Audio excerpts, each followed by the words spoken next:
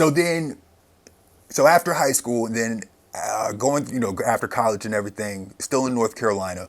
Uh, Eventually, you decided to make some moves. When did you decide to move to LA? Was it right after you undergrad, or? It was a little after. I was I was in ECU for 3 years, and I was on the path. I had an internship that lined up for me to come out here. I had something else prior to that. A friend of mine, he had a gig that he got, and he asked me if I wanted to tag along. Shout out to Chris Todd. And on that flight, they paid for our flight out there, and I did not jump on the plane back home. No lie, I did not. And parents called, mom called, where you at? Hey, mom, you gotta sit down, listen to me. It was the boldest thing I think I ever did my whole life.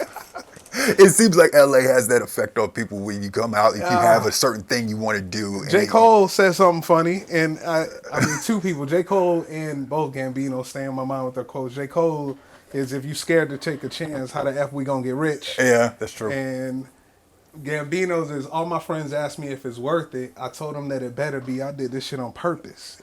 It's like, hey, like you have to be willing to take that chance. I don't know if this is gonna work. I hope it's gonna work.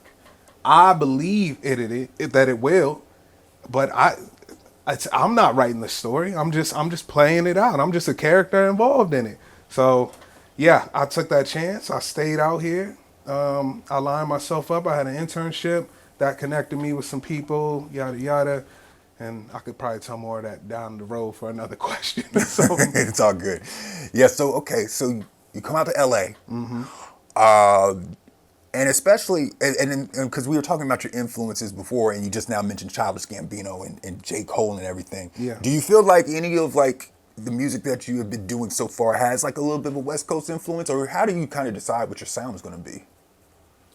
It's impulsive. I'm a Gemini, like some of these other crazy ones out there. So one day I'm waking up and I'm like, oh, I'm sad today. Time to write one of those. And then every now and then I'll be driven to say, okay, let me try my hand at a different sound. West Coast is not my sound. I'm not gonna pretend like my beats have ever sounded like that or my draw is from that type of style. But I'm equally influenced by them, and I'm not gonna pretend like I can't learn and experiment. And that's one of those moments. So a few of my one-off tracks that I'll probably put on like Instagram or something, a few of them have had that West Coast vibe lately. I don't do it too often, but I would say a small amount of them might have a little bit of influence from the West Side.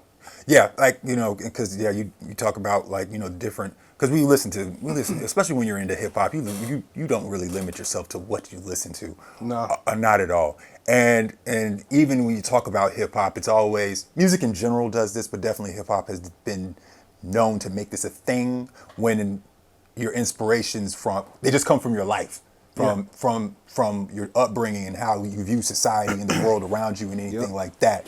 Do you try to like speak a certain, like try to manifest certain things in your life like through your music? Like, because I've interviewed rappers before, like they'll say like, you know how it is when it comes to lyrical content, like people say, oh, if you say this in a song, it must be true versus you're just trying to speak something into existence. Do you incorporate that in your music sometimes? I think I do incorporate certain things, not that I'm trying to manifest, but just things that I believe were already going to happen.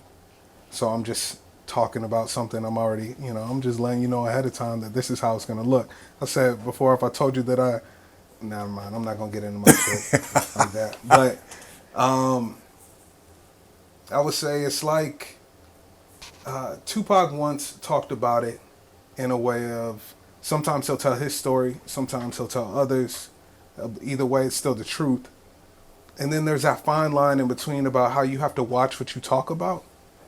I think I'm one of the small few that exists in that space between where I have said things and then it showed up, of course, and that's of course me believing and pushing on it. But even the negative things that I've said about things, I've said stuff, and that is also showing up. And I'm like, oh, you really got to watch what you say. Like, words have power. You got to watch what you say. And something about music and pushing that out in the world, it grows in strength and just you saying, I believe in it. Now it's you telling the world and other people are quoting the same stuff, and that energy hits you tenfold and you're like, oops, I shouldn't have said that. So you got to be cautious.